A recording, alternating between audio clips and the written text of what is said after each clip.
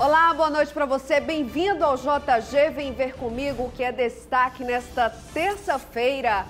A gasolina mais cara a partir de amanhã, o reajuste de 5% chega a distribuidoras e claro que pode sobrar para a gente, para o consumidor. O diesel não terá alteração no preço. E veja também. O Maranhão é o estado nordestino que teve a menor perda de empregos com carteira assinada durante a pandemia do novo coronavírus. No Maranhão existe uma estabilidade política, uma articulação, uma política progressista, republicana e democrática. Movimentação na rodoviária de São Luís cresceu 40% desde a retomada dos serviços pós-lockdown. Senai e FIEMA, parceria que garantiu o mais necessário aos pacientes graves de Covid. Respiradores mecânicos que estavam quebrados passaram por manutenção e chegam aos municípios do interior do estado.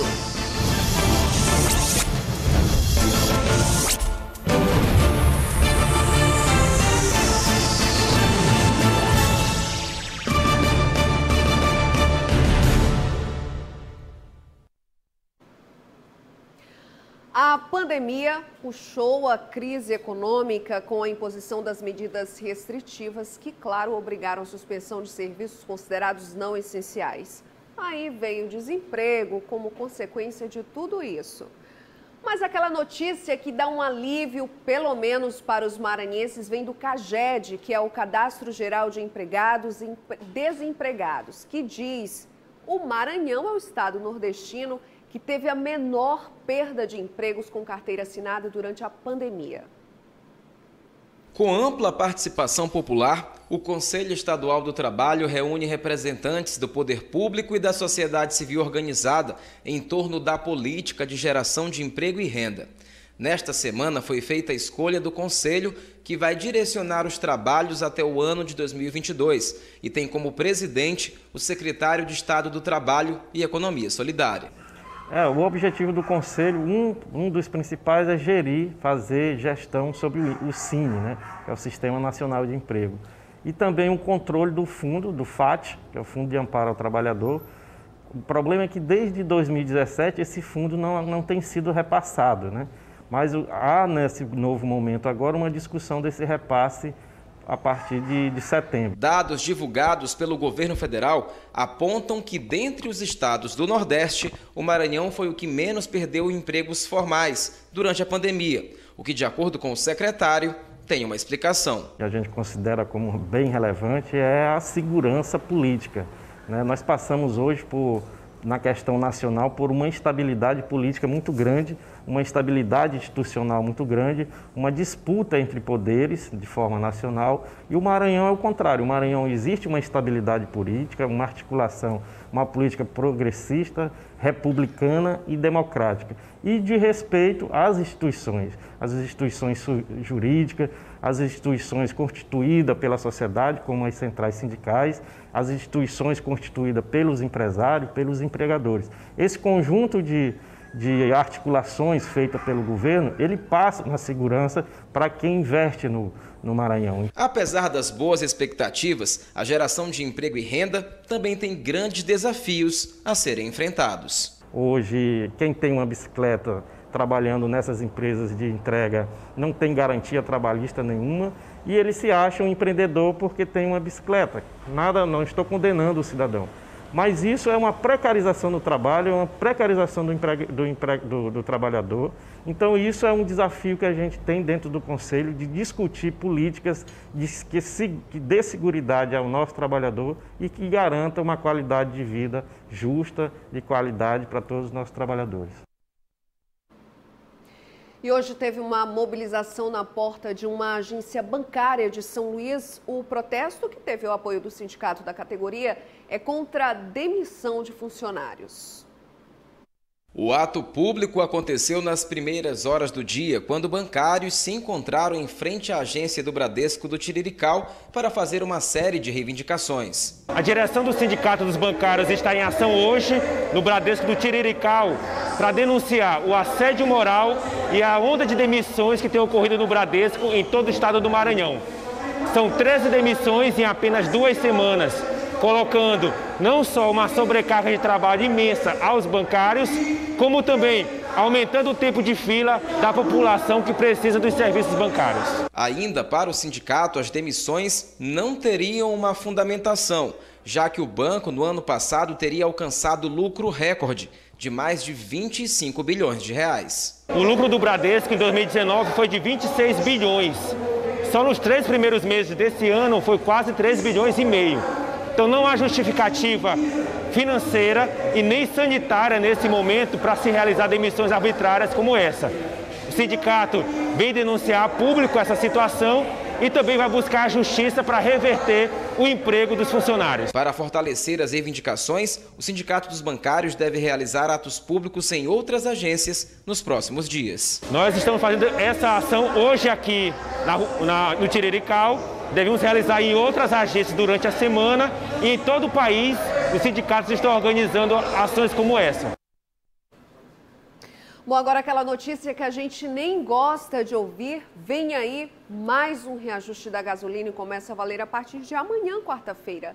A Petrobras fez o anúncio hoje mesmo de um aumento de 5% nas refinarias. Reajuste que chega ao distribuidor e, claro, que pode ser repassado para a gente, para o consumidor.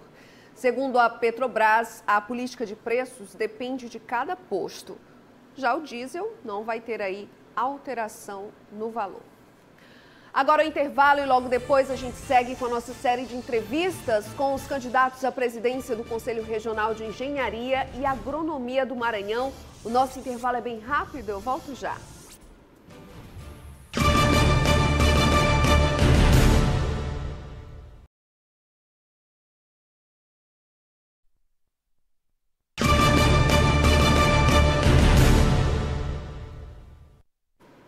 No próximo dia 15, o Conselho Regional de Engenharia e Agronomia vai escolher a nova diretoria para comandar o CREA pelos próximos 3 anos. São 7 candidatos inscritos para concorrer à presidência. E hoje a gente continua com a nossa série de entrevistas com os candidatos, que segue até o dia 14, na véspera da votação. Cada candidato vai ter 8 minutos para falar sobre os planos e as ideias. E hoje eu converso aqui com a engenheira agrônoma Rita de Cássia, que é uma das candidatas aí. Boa noite, bem-vinda ao JG. Boa noite, muito obrigada pelo convite de vir aqui no Jornal da Guará para expor as minhas ideias para o CREA Maranhão.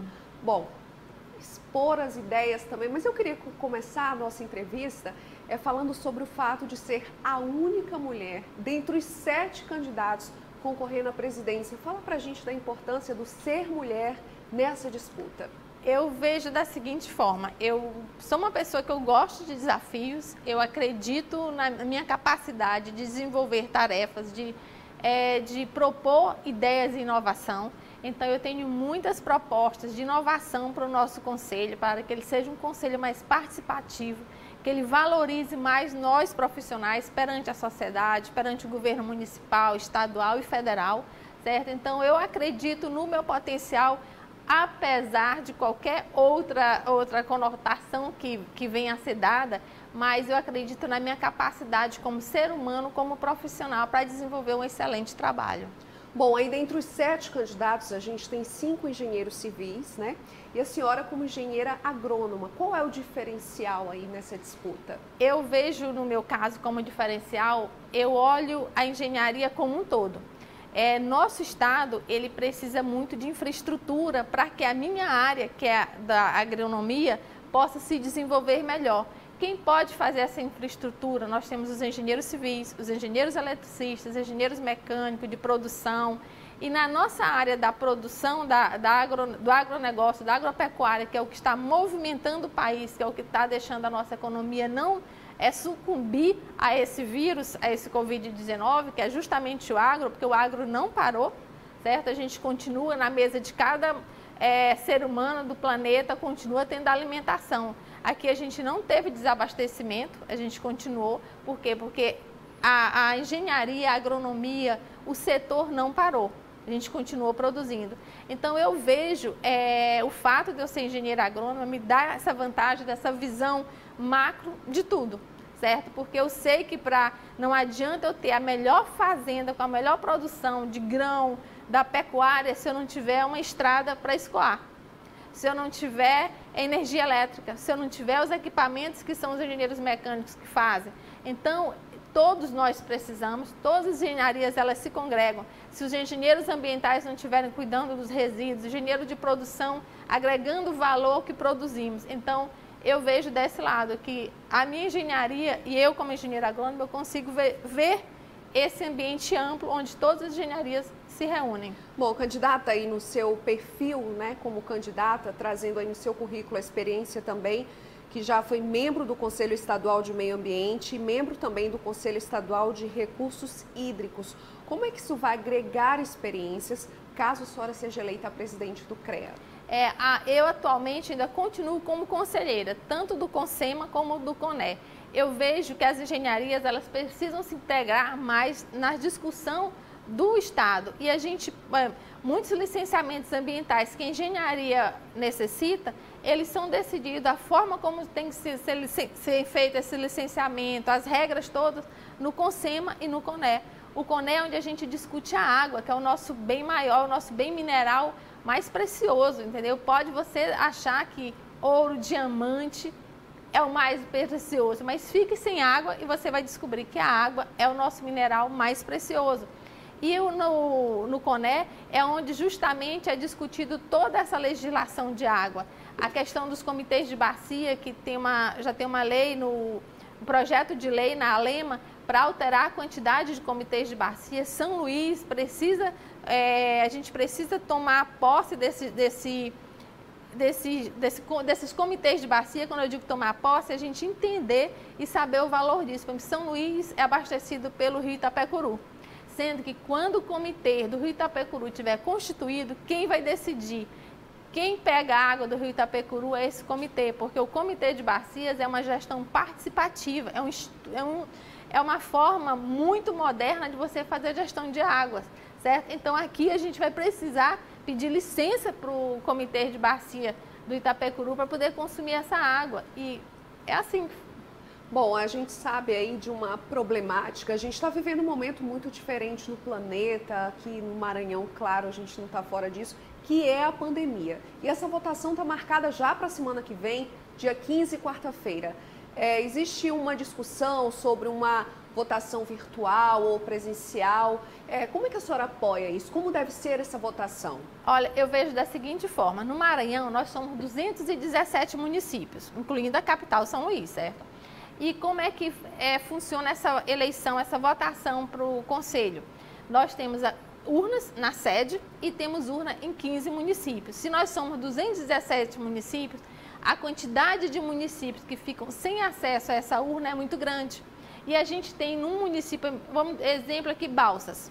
Eu tenho vários amigos em Balsas, mas eu particularmente me sinto constrangida em pedir para uma pessoa sair de uma fazenda a 200 quilômetros da sede para ir votar, porque o voto também não é obrigatório. Então, se fosse pela internet, num sistema seguro a nível nacional, que pudessem todos votar, eu acho que seria uma eleição muito mais participativa, certo? E a gente teria muito mais, como é que se diz, representatividade, que uma das coisas que eu falo que precisa no nosso conselho é nós profissionais termos o sentimento de pertencimento. Eu ter o meu sentimento de pertencimento ao conselho, eu me sentir valorizado. E isso precisa. E você consegue esse sentimento de pertencimento a partir do momento que você ajuda a tomar as decisões, que você participa, que você é olhado, que você é visto, que você é ouvido. E eu acho que uma eleição nesse caso, que permitisse, desse acesso a todos os profissionais a votar, seria uma eleição muito melhor do que o que nós temos hoje, que são restritas a 15 inspetorias e a sede de São Luís. Bom, eu queria saber, caso eleita aí a presidente do CREA Maranhão, como fazer essa interligação, que a gente sabe que é um conselho que necessita ter uma ligação, um diálogo com o município, com o Estado, com diversas outras entidades. Como é que a senhora pretende fazer essa articulação? Eu já tenho, devido ao meu trabalho, porque eu também faço assessoria aos secretários municipais de agricultura e secretários municipais de meio ambiente, tem uma forma muito simples de você fazer, você abrir as representações e o diálogo.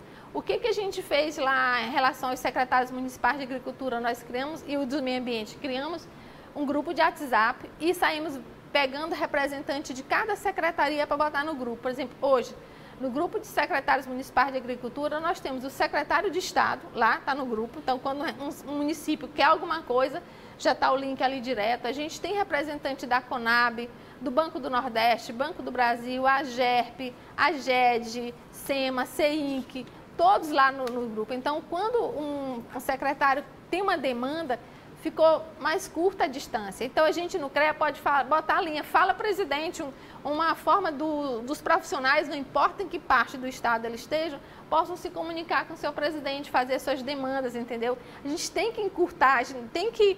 Esse formalismo do eu sou maior e não posso, não deve existir. A gente tem que ter esse caminho de diálogo, entendeu? Ok, eu agradeço a sua presença aqui no Jornal do Guará. Boa sorte aí na votação. Muito obrigada. Obrigada e não esqueçam, no dia 15, caso a eleição realmente ocorra, votar em mim, Rita de Cássia, meu número é 40. Muito obrigada, boa noite. Agora a gente dá uma pausa aqui no JG para uma dica. A gente sabe que neste momento difícil toda ajuda é bem-vinda. Por isso, claro, a Equatorial Maranhão traz de volta a promoção Energia em Dia. É uma promoção aí pensada para realmente ajudar as pessoas. São sorteios todo mês de 1 ano de supermercado de R$500. Isso mesmo, 1 ano de supermercado de R$500 por mês. É uma boa notícia, não é? E tem também 2 sorteios mensais de 1 ano de bônus de R$250 para pagar a sua conta de energia. E ainda tem prêmio extra, são 15 casas que serão contempladas com R$12 mil. O que fazer com esse dinheiro todo? Você pode trocar os eletrodomésticos e até fazer uma reforma. E no final da promoção tem sorteio de um carro 0 quilômetro. Eu vou te falar, hein? São prêmios que vêm na hora certa, justo quando todo mundo está precisando. Para participar, basta estar em dia com a Equatorial, então não fique de fora. Faça o seu cadastro em energiaemdia.equatorialenergia.com.br. Mais do que nunca nesse momento, conte com a energia da Equatorial Maranhão. E no próximo bloco vamos mostrar uma iniciativa da FIEMA que está recuperando respiradores para serem usados no tratamento de pacientes graves da Covid-19. É uma parceria incrível que a gente vai te mostrar já já depois do intervalo.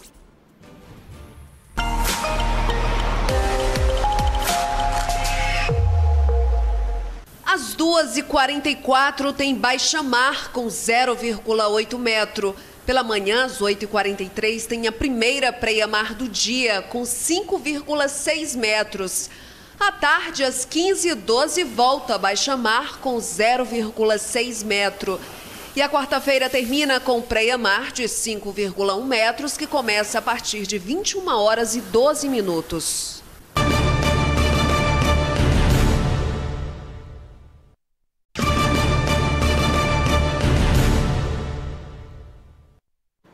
E quem está animado com a retomada das atividades econômicas é o setor de transportes. Na rodoviária de São Luís é possível perceber o aumento da movimentação de passageiros. As imagens comprovam um dado animador. A movimentação na rodoviária de São Luís cresceu 40% desde a retomada dos serviços após o período de lockdown por conta da pandemia de coronavírus. Antes, o fluxo de passageiros chegava a 200 por dia. Hoje, cerca de 700 pessoas passam diariamente pela rodoviária. A gente avalia positivamente esse aumento, graças a Deus, né, que já era assim, hora da gente começar a levantar o nosso movimento, né? Porque estava tudo muito parado. Nos guichês de atendimento, a procura é grande. Muita gente em busca de passagens para o interior e outros estados.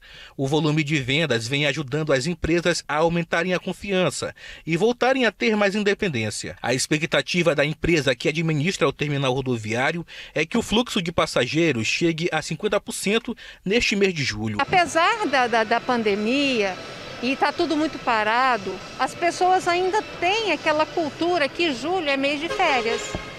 Então muita gente ainda vai nos procurar. Ainda não pagou a primeira parcela do IPTU, ganhou um tempinho a mais aí para quitar esse débito. É que a Prefeitura de São Luís prorrogou o prazo que se encerrava hoje, na para a próxima sexta-feira, dia 10. O prazo também serve para quem for fazer o pagamento em cota única, que ainda tem aquele desconto muito bom de 15%. A extensão do prazo foi uma medida adotada por causa da alta procura nos postos e também no site da Secretaria Municipal de Fazenda. Para a emissão do boleto e pagamento, o contribuinte deve acessar o site semfaz.saoluís.ma.gov.br com o número da inscrição imobiliária do imóvel, que pode ser recuperada em carnês antigos ou até com CPF aí do proprietário do imóvel. Para tirar qualquer dúvida, o contribuinte pode entrar diretamente em contato com a central de atendimento. O telefone é o 989-9159-2769. Quando uma parceria dá certo, o resultado é esse que você vai ver agora. Eu estou falando da FIEMA, que se uniu ao Senai para a recuperação de respiradores mecânicos que estavam parados por falta de manutenção. 2 aparelhos foram recuperados e enviados para a cidade de Caxias. O momento foi para celebrar o fruto de um trabalho que vem trazendo bons resultados. É que uma parceria do FIEMA com o Senai vem possibilitando a recuperação de respiradores mecânicos que são de prefeituras maranhenses e estavam parados sem funcionar. A gente sabe que da importância que é hoje um respirador.